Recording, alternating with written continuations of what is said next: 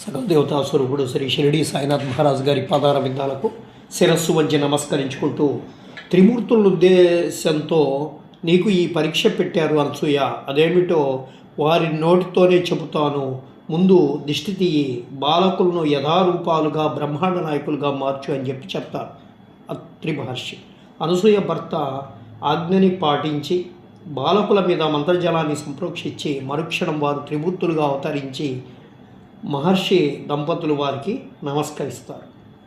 వారు, అమ్మా, నీ కడుపున మేము దత్తాత్రేయుని రూపంలో ఉద్భవిస్తాము, ఇది గురు పరంపరకు ప్రతీక అని చెప్పి అంతర్ధానమవుతారు.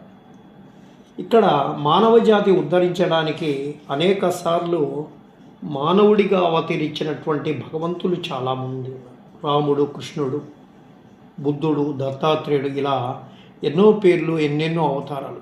ఈసారి మహోన్నతమైనటువంటి అవతారంలో దివి నుండి భూకి దిగి వచ్చినటువంటి తల్లి, తండ్రి, గురువు, దైవం సర్వం తానైన రూపంలో అవతరించినటువంటి భగవంతుడుగా సాయినాథుడిని చెప్పుకుంటారు. అది 1854 సంవత్సరం మహారాష్ట్రలోని మారుమూల కుగ్రామం షిరిడి. ఆనాటి సుప్రభాత సమయంలో ఆ గ్రామానికి తూర్పు దిక్కున ఉన్నటువంటి వేప చెట్టు నీడలో ప్రశాంతంగా ధ్యానం చేస్తూ కనిపించారు ఒక బాలు. అతనికి సుమారు 16 సంవత్సరాలు ఉంటాయి. తెల్లటి పొడుగాటి కప్ని ధరించాడు.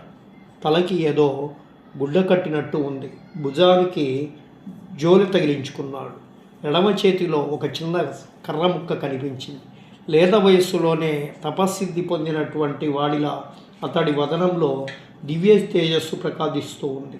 ఆ గ్రామ నివాసి అయినటువంటి ఒక రుద్రాలు ఆ మొదటి బాలుడిని వేప చెట్టు కింద చూసి విస్మయం చెందుతుంది. ఆ బాలుడు ఆ ఊరివాడు కారు, ఎవరు, ఎక్కడి నుంచి వచ్చారు, ఎందుకు వచ్చారు, ఎక్కడ దిక్కులేనట్లు వాలిగా ఈ చెట్టు కింద ఉన్నాడు అని చెప్పి ఆ రుద్రాలు అనుకుంటూ ఉంటుంది. ఆ వేప చెట్టు కింద నిరంతరం ధ్యానం చేస్తూ ఉన్నాడు. ఎవరైనా పలకరించినా వినిపించుకోకుండా మౌనంగా ఉండేవాడు. అప్పుడప్పుడు చేతులెత్తి ఆకాశం వైపు చూస్తూ ఏదో నోట్లో గొణుక్కుంటూ ఉండేవాడు. ఎండ మండినా, చలి వణికిస్తున్నా భయం లేకుండా రాత్రింపగళ్ళు వేప చెట్టు కిందే నివసించేవారు.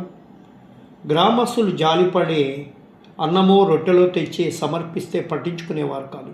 ఈగలు, క్రిమికీటకాలు అన్నం మీద ముసురుతున్న వాటి తోలేవాడు కాదు. కుక్కలు, పిల్లులు ఎగబడి తింటుంటే పట్టించుకునేవాడు కాదు. ఎప్పుడైనా తినాలనిపిస్తే జంతువులు తినగా మిగిలిన ఆహారాన్ని ముద్దలు చేసి 1-2 ముద్దలు తినేవారు. అప్పుడప్పుడు సమీపంలోని చిట్టడివిలోకి వెళ్ళి తుప్పల్లో, పొదల్లో సంచరిస్తూ ఉండేవాడు. షిరిడి వాసులంతా నిత్యం చర్చనీయాంశమైనటువంటి ఈ పిల్లవాడు ఎవరు, ఎక్కడి నుంచి వచ్చారు.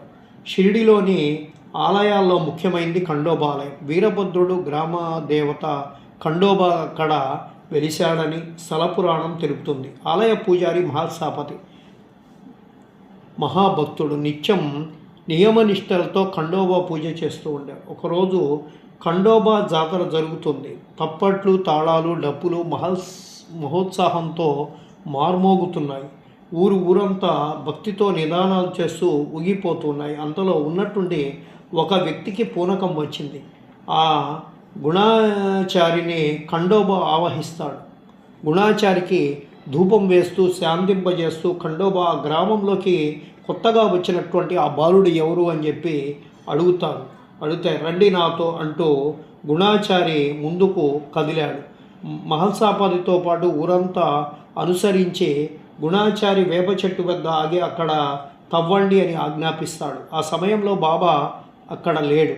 గ్రామస్తులు వేప చెట్టు కింద తవ్వుతారు. గోతిలో ఒక పెద్ద బండరాయి కనిపిస్తుంది. రాతి ఫలకం తొలగించండి ఆజ్ఞాపించాడు గుణాచారి.